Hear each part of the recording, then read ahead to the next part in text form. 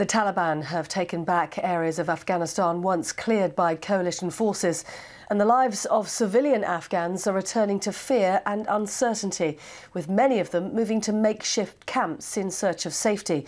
Well, despite the security situation appearing to deteriorate, Afghanistan still receives Western visitors, with tourists each year wanting to see the country's culture and beauty. But what happens if something goes wrong, and how do those tourists protect themselves?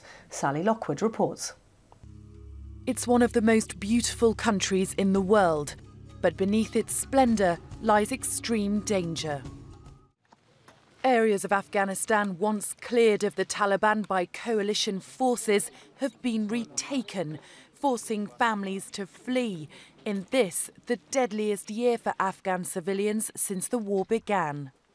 But this holiday company is still taking British tourists there on intrepid holidays.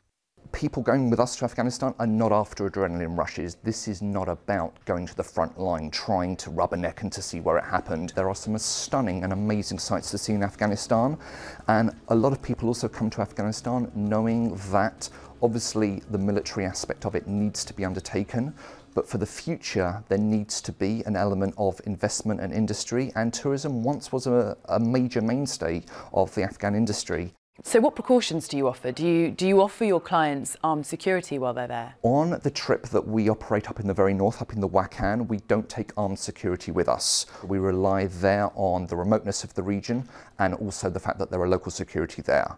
With regards to our more centrally based trip in Kabul, Mazar, Herat and Bamiyan, we do take armed security with us, and we work very closely with an Afghan logistics company there to provide for us the local information and the security there.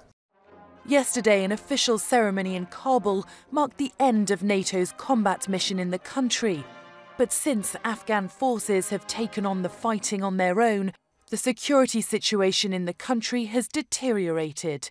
Unlike previous years, hospitals have seen no winter slowdown in casualty numbers after the so-called summer fighting season.